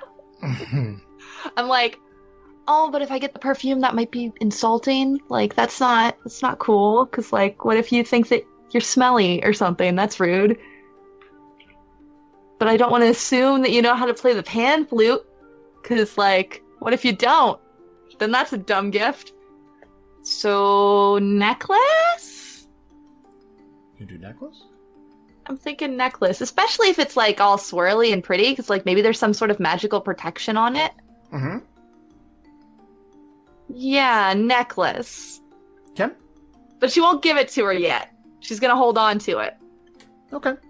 And this is almost stuff that's been sitting in the clearance rack type of thing. Like, it's like, oh, yeah, that, 150 gold. Okay. Okay. All right. Yeah. Good. All right. That is an expensive clearance. It went from 30 gold for one of the things to 150 gold for the other thing. That's fine. I think you'll be pleasantly surprised when you look in your inventory. Oh, wait. What am I looking at here? The second Klara touches this item, Oh my god. she's gonna be like, oh, wait a second. I know what this is. This is a drow-crafted item. Would you like to tell the group? Yeah, share with the class. Alright, so Klara recognizes this, clearly. This is called a necklace of fireballs. And it's incredibly fucking dangerous, and maybe she shouldn't give it as a gift to someone. Oh god, those are so dangerous. Mandy knows. Yeah, Mandy knows. Oh, I know so well. So quickly splurge for the perfume real quick. Just grab it. I've done this before too. Yeah, it's like, no, I want that. Oh my god. Okay, that's... Maybe I won't give that to her. I mean, Zalu could probably be trusted with it more than, for instance, someone who might just chuck it. But, you know, we'll see. Everybody at Yay. home, look up Necklace of Fireballs, and you can see. All right. I mean, you can kind of guess by the title. It does what it says on the tin. It definitely does. Yeah. It's like Ask spring-loaded Casey snakes. on the Discord. Anybody else? Sorry, I coughed into my coffee. Hmm. I had a question. I know it's not like a specific item, and it's more of a meta thing than anything. Hit me. Being that Eliwrath does not wear like traditional armor, I was wondering, is there anything like an amulet or a bracelet or something that she could wear that might increase her like constitution or something, just make her a little tougher without being like obvious? Let's see what I got. Anybody else while I'm looking this stuff up? Okay. While all the buddies are like melee guys are all up in the weapons and stuff, and just like, yeah, that's whatever. She's going to see if there's any books or magical items or anything that has to do with Vecna or necromancy, I guess. Maybe anything. Well, books are gonna be hard to find here. That's a drawback of the area. Yeah. Now, magical items, there's a few of those on the shelves here and there, mostly on the Githzerai side of the store. Was there something specifically you were looking for? Oh, raise undead, maybe.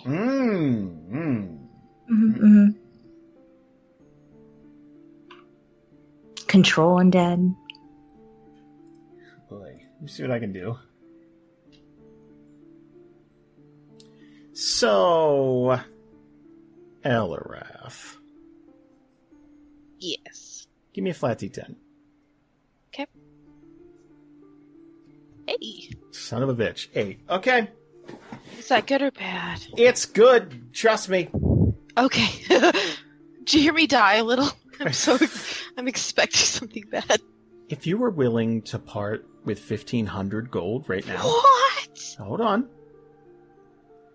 I could give you something called an Amulet of Health. Your Constitution score is 19 while you wear this amulet. It has no effect on your score other than blah, blah, blah, blah, blah. So, it would increase your Constitution to 19. What the fuck? Would that be plus... Plus 4. 4? Okay, sorry, I had to do math. I was like, wait a minute. You're at an 11 right now. Yeah, Yes, she is. Oh, that's pretty nice. It's a big Just gonna jump. say, you are in control of the petty money. Okay. Oh, that's so selfish, though. There's nothing like in between there.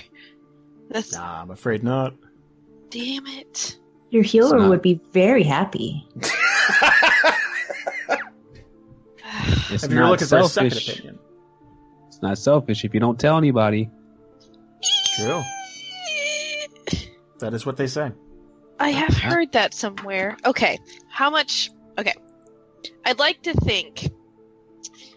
Okay, so there was petty cash, and that was supposed to be used for like restocking the ship, as well. And little things that would pop up, flat tires. Okay. Oh my god, I really want it. Lisa really wants it. Do it. Oh my god. I really do, but then at the same time, like, this is like, oh, she would just feel so guilty. Treat yourself. She Yeah. wants Bear is to. starting to walk your direction. Look, okay. Lisa, Okay. did Group B decide to, like, not do any of the cool shit that they got? Like, oh man, it feels like too much. They didn't do that. Took fucking everything. That's true. Take it, That take it, is take it. true. She'll probably actually, okay. She's gonna take it, but she's gonna need a little convincing, especially if Variis is already walking up to her, so she'll probably, like, have it in her hand and just be, like, really waffling on it. Because, like, she wants it, and she is a very... Oh, I don't know what the word I'm looking for. Most of the time, Indecisive? well, that or I was gonna say spontaneous, but like not when it comes to money, because she's never really frugal. had a lot of money. Yeah, so she's like, now that I have some. So that's what you see when you walk over. Oh, that looks cool. What's that? I think it's supposed to make you a little bit tougher. Looks pretty neat though, don't it? Yeah, it's all shiny. How much is it? A lot. You should get it. While we're on that note, I need a little bit of money. Oh, what are you getting? A weapon. Something that it like goes in front of my fist. I've never seen one of these things before. It's like in front of my fist with like little claws that if I just do my same punch but then arc down a little bit, it's like 1,000 little cuts. What? That sounds awesome. Exactly. For the small price of 600 gold. Jesus.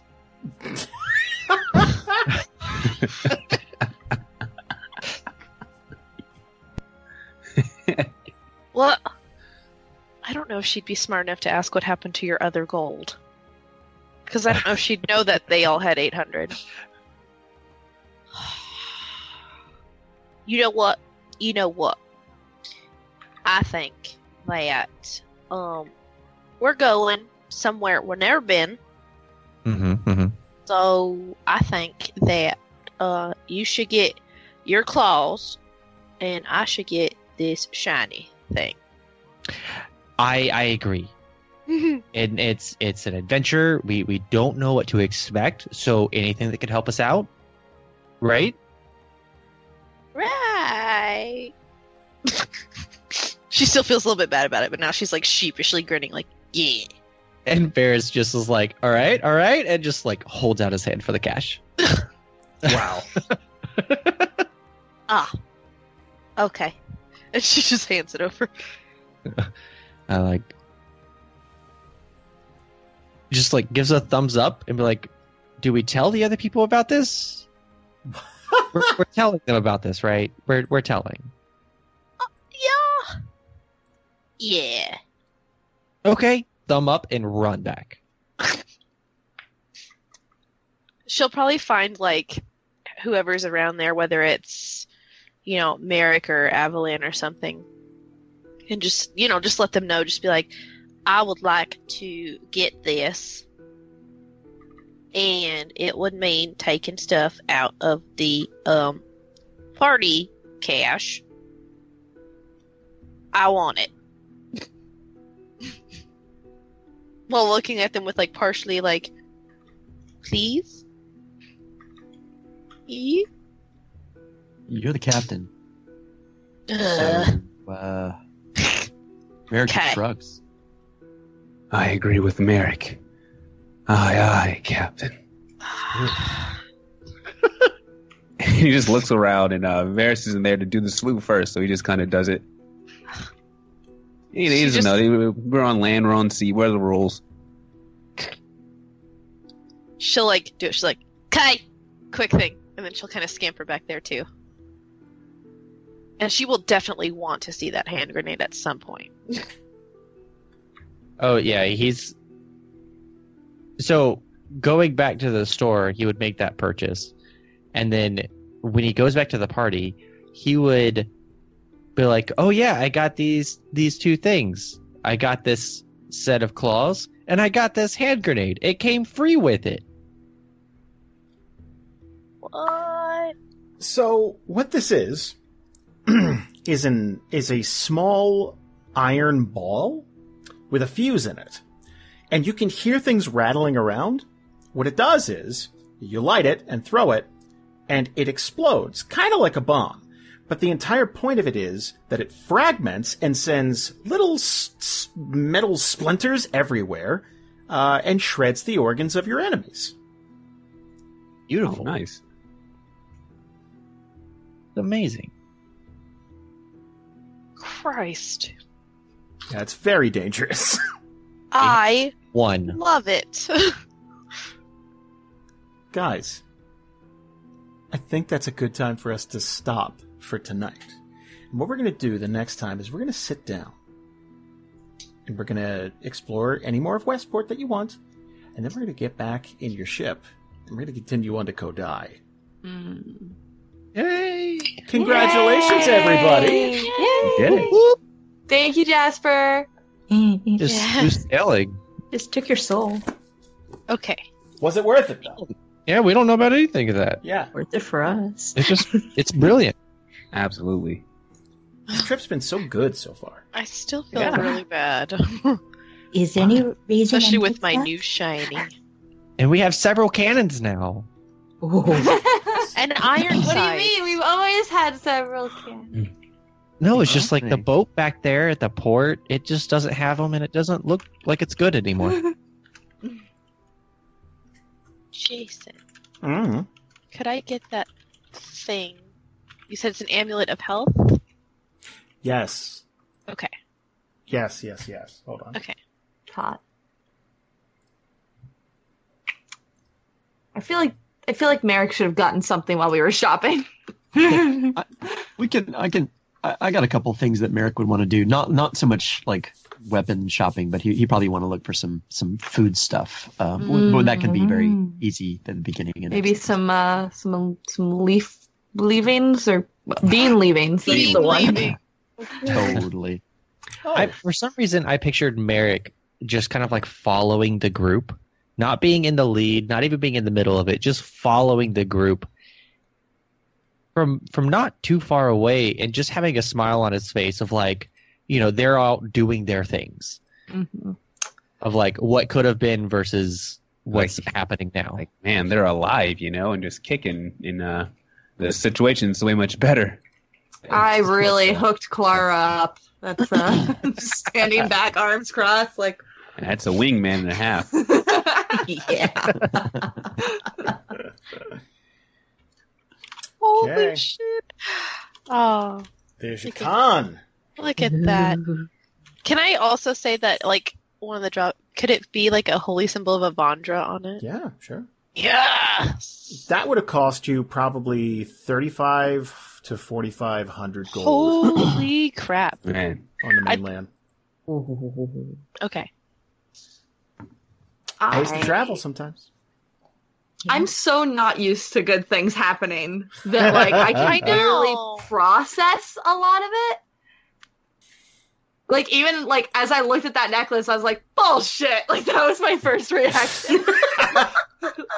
And it's poisoned, right? Right? I mean, it can already kill us. And Zalu's a demon, right? Like, what's happening? Come on. But a sexy one, so ta-da! I mean, yeah, whatever. I'm it's down. all worth it. Marrek is sexy. Marrek is really sexy. He's embodied Zalu. I hope you guys really enjoyed today's episode. We've been getting a ton of feedback, and it looks like this month's extended rest is going to be a big one. We hope you guys can join us live for that. Keep an eye on our social media to make sure you have the exact date and time correct. In the meantime, make sure to join our Discord server at patreon.com/DANDR, along with getting a ton of cut content for $5. There's also going to be a slew of new content and shows coming in the new year. We'll be refreshing everything and giving it a new coat of paint, and we really want you guys' feedback on everything. Thank you all so much. We hope you guys enjoy your holiday season, and we'll be back later in the month with Extended Rest to wrap everything up and get your opinions on this month's episodes. Bye, guys.